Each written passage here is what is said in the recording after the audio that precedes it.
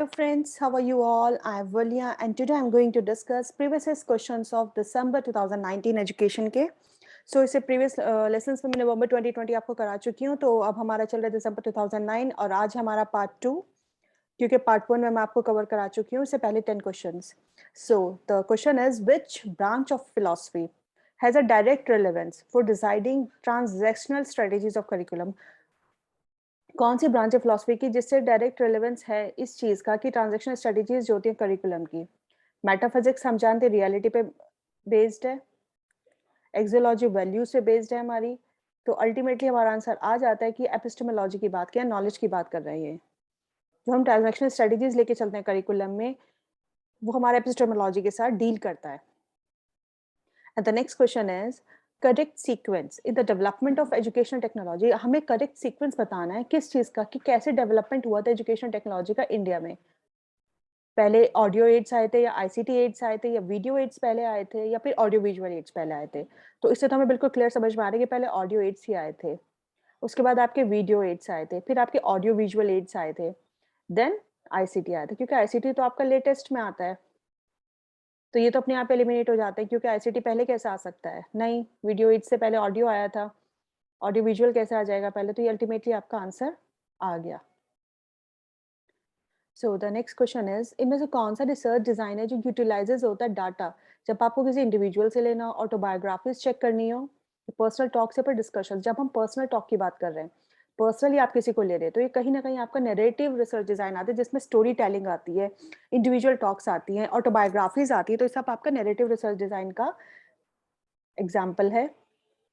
और एथनोग्राफिक किसी के कल्चर पर, किसी के बिलीफ पर जाके आप उस पे रिसर्च कर रहे हैं, तो ये आपका एथनोग्राफिक होता है। ग्राउंडेड थ्योरी रिसर्च है जब आप ग्रास रूट पे जाकर रिसर्च करते हैं। केस स्टडीज हैं जब आप किसी की इन डेप्थ स्टडी करते हैं।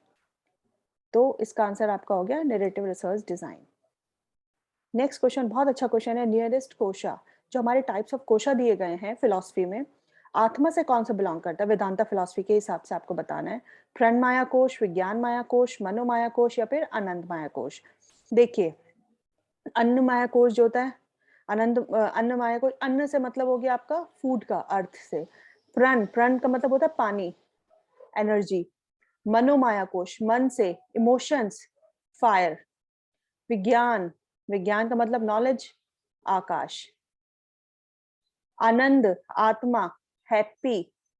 ठीक है ना? तो इस तरह से हम इसका आंसर निकालेंगे। आनंद का मतलब क्या हो जाएगा? आत्मा से रिलेट करता है, आनंदमय कोश।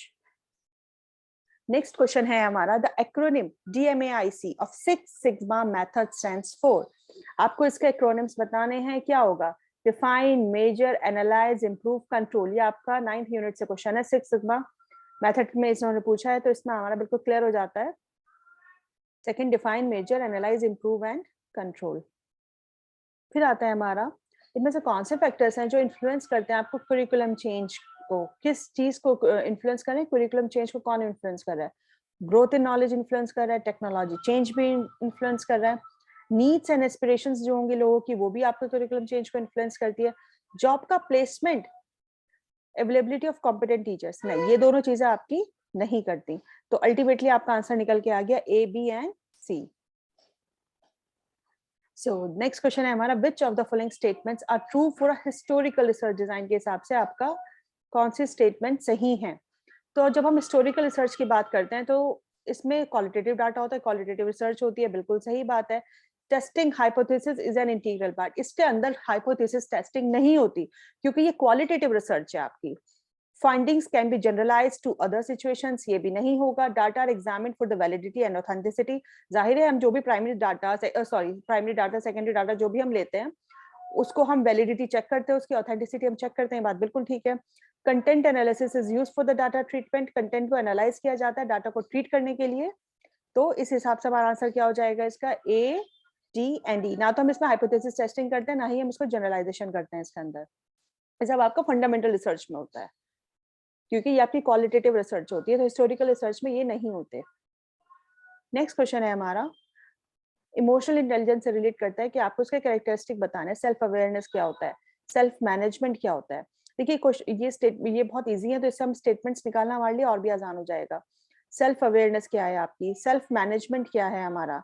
सेल्फ मोटिवेशन होना, आप अपने आप को कैसे मोटिवेट कर पा रहे हो, कैसे सब चीजें इजीली कर पा रहे हो। एम्पैथी, सोशल स्किल्स, आप अपने इमोशंस को कैसे मैनेज कर पा रहे हो, आप दूसरों को गाइड कैसे कर पा रहे हो, ये आपके अपना तरीका है। तो आप कैसे करते हो? सेल्फ अवेयरनेस, आप खुद को लेके कितना अवेयर हो। सेल्फ मैनेजमेंट, आप खुद का इमोशंस को कैसे मैनेज करते हो, आपके अंदर कितनी कैपेबिलिटी है कि कैसे आप अपनी चीजों को, दूसरी की चीजों को वैसे ही फील कर पा रहे हो। सेल्फ अवेयरनेस में आगे की knowledge of true feeling at the moment, मतलब आप क्या फील करते हैं, अवेयर हैं आप, आज के वक्त को लेके, इस टाइम को लेके अवेयर हैं। Knowledge of true feeling at the moment. Self management, आप कैसे मैनेज कर पा रहे हैं अपने इमोशंस को, कैसे अपने टास्क को कवर अप कर पा रहे हैं अपने इमोशंस को मेंटेन करते हुए। तो ये आपका आ गया सेल्फ मैनेजमेंट। सेल्फ मोटिवेशन, आप कैसे खुद को मोटिवेट करके और अपने नए डिजायर्ड गोल की तरफ आगे बढ़ जाते हैं। एम्पैथी, आप कैसे दूसरों को गाइड करते हैं, सिर्फ इमोशनली नहीं, सब चीजों को ध्यान में रखते हुए आप सामने वाले को कैसे गाइड कर रहे हैं, ये आपकी एम्पैथी आती है। सोशल स्किल्स क्या है आपकी,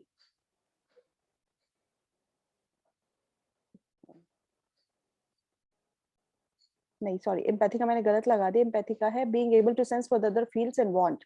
and what about your social skills? E का होता है आपका 1, एम्पैथी का होता है हमारा 2। तो इस तरह से ही हमारा आंसर हो जाएगा। फिर आता है हमारा क्वेश्चन, आता है हमारा स्टेटमेंट्स हमें बतानी है कि सही कौन सी है। True from the reliability, reliability के बेसिस पर। रिलायबिलिटी का मतलब क्या होता है? कंसिस्टेंसी। जब आप किसी भी सैंपल को टेस्ट कर रहे हैं, बार बार सेम रिजल्ट आ रहा है, दैट मीन्स आपका जो टूल है, रिसर्च टूल जो आप अपने रिसर्च पे यूज कर रहे हैं, that means that is reliable. अगर हर बार टेस्टिंग के बाद आपके रिजल्ट्स डिफरेंट आ रहे हैं, that means that your tool is not a reliable. तो रिलायबिलिटी जो होती है फिक्स्ड होती है फॉर गिवन टेस्टिंग टूल, या फिर ये कोरिलेशन होता है स्कोर्स का टू स्टिक इटसेल्फ। ये बात बिल्कुल सही है। फिक्स कैसे हो जाएगी? जब हम, रिलायबिलिटी की नेगेटिव वैल्यू नहीं होती, ये वेरी करती है हर सैंपल के अकॉर्डिंग। ऐसे नहीं कि सारे सैंपल्स का बिल्कुल सेम मेजरमेंट आएगा, सेम रिलायबिलिटी आएगी, ये बात बिल्कुल ठीक है। ये वेरिएंस ऑफ स्कोर्स जो होता है उसके साथ ये अफेक्ट करती है, ये बात भी बिल्कुल ठीक है। तो इस हिसाब से जो हमारा आंसर हो जाएगा, बी हो जाएगा, डी हो जाएगा और ई हो जाएगा। ये फिक्स्ड नहीं होती, कंसिस्टेंसी होती है। आपको ये बताना है कि पैरामेट्रिक स्टैटिस्टिक्स के हिसाब से कौन सा एजम्पशन सही है। अगर हमें पता होगा कि पैरामेट्रिक स्टैटिस्टिक्स कैसी है, नॉन पैरामेट्रिक में कौन कौन से होते हैं, तो हमारे लिए इसका आंसर देना आसान हो जाता है। पैरामेट्रिक में क्या होता है? स्कोर्स होते हैं जनरली डिस्ट्रीब्यूटेड होते हैं पैरामेट्रिक में। वेरिएबल जो होते हैं कंटिन्यूअस होते हैं। वेरिएंस जो होता है सब ग्रुप्स का इक्वल होता है। लेकिन मेजरमेंट्स नॉमिनल और ऑर्डिनल स्केल में पैरामेट्रिक में नहीं होती है, ये नॉन पैरामेट्रिक में होती है। पैरामेट्रिक में कौन से स्केल्स होंगे आपके? इंटरवल और या फिर रेशियो स्केल। तो इसलिए इसका आंसर हमारा हो जाएगा ए, सी एंड डी। बी इसमें रॉन्ग हो जाएगा क्योंकि यहाँ स्केल्स गलत दिए हुए हैं। तो ये था हमारा आज का lesson and thank you for attention friends. Stay blessed and enjoy learning. और नेक्स्ट लेसन में मैं इसके आगे के क्वेश्चंस लेके आऊंगी जो कि आपके लिए काफी हेल्पफुल होंगे एग्जाम के पॉइंट ऑफ व्यू से। सो वीडियो पसंद आए तो प्लीज लाइक शेयर जरूर करिएगा और चैनल को सब्सक्राइब करिएगा। Thank you.